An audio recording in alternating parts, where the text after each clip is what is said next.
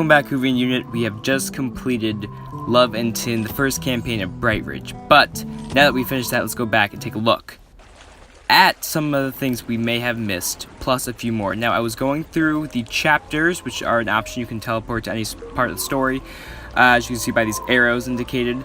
And actually, going to the chapters, there's some information pieces of information in these chapters. Like we go here, like chapter 4 says the lumen, that gives you the name of the yellow lights.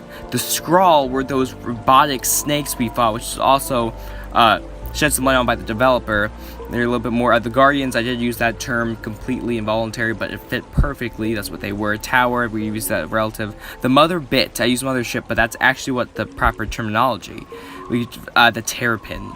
The ancient tower that lands in BrightRidge is called the terrapin. Very important keyword we use in the future. And of course, goodbye.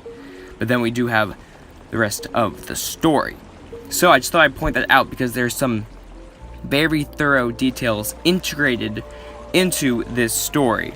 Also, my favorite feature, screenshot mode, because you can basically capture any magical moment in BrightRidge. I want to go ahead.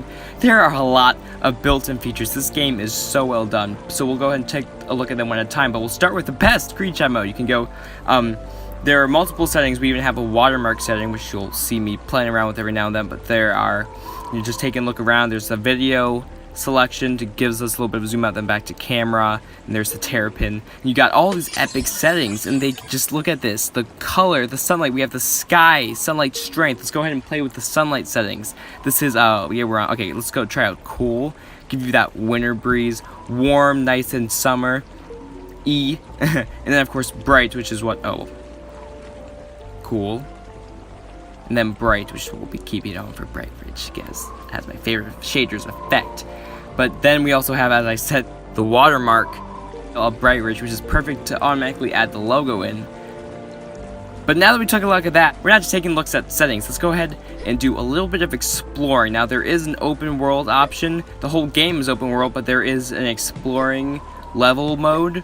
But we're actually in Love and Tin, the chapter, but we'll go ahead and just do a little bit of exploring. There will be some more stuff we'll look at later.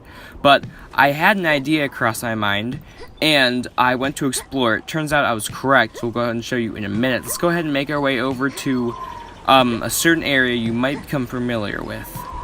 As I'll just journey through the town, we will get closer to our destination.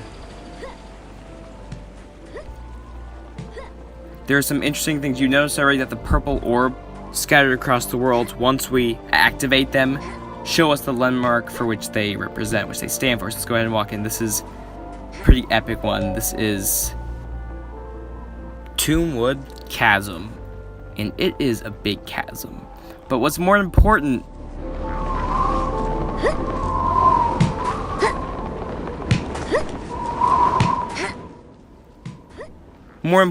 what lies across this chasm, which will pass via the bridge, nice sturdy piece, as we go over the ancient waterfalls of BrightRidge, just making our way to our destination.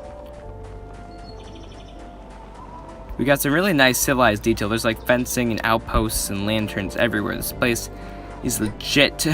Anyway, making our way towards the snow-capped mountains. First thing I noticed was this odd little outpost up here, which is basically, that's all it is. But for more, I think what's more important is what this marks. As we reach the peaks,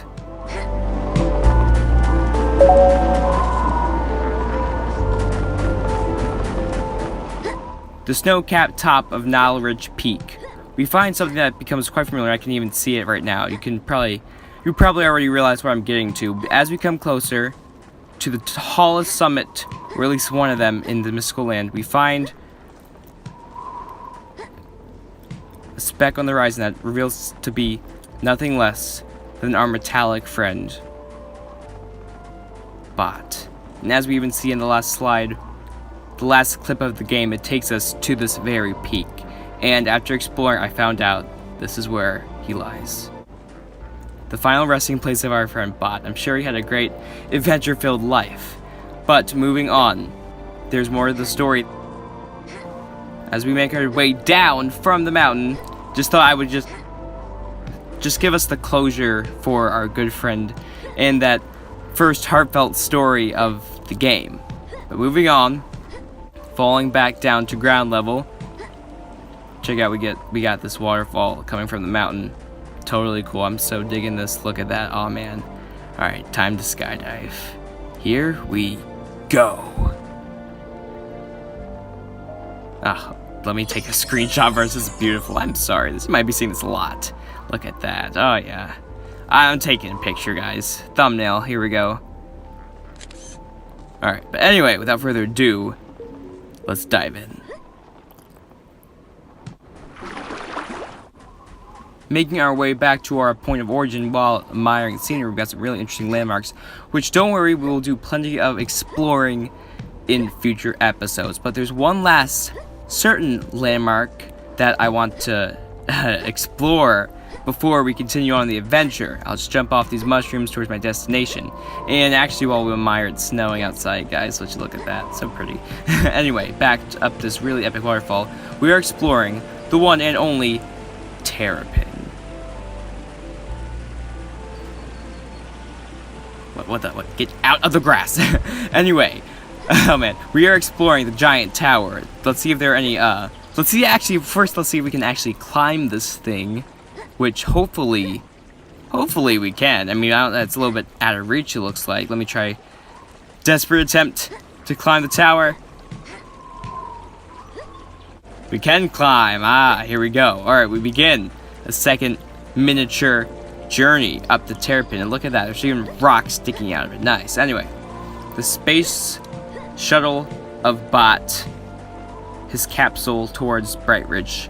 Anyway, sorry, I wasn't sure I was getting off it. Let's see if we can maybe find a unrealistic graphic something, which looks like we can actually. Yeah, alright, nice. We can jump off slick walls, or, you know, pretending those are extruding the detail. Maybe this thing has some slight ledges. Anyway, up, we are actually almost at the top, guys. Alright, here we go.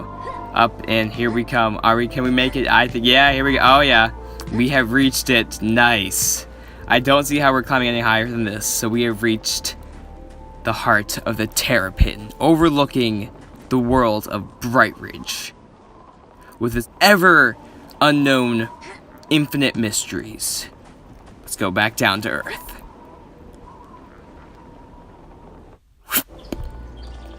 Anyway, that is the epilogue of Love and Tin, Nimian Legends BrightRidge. Thanks so much for watching. Don't forget to check back next week for even more of this campaign. Until then, this is MineCorpsX. Thanks for watching. But before we finish, one message left by the developer who deserves some screen time.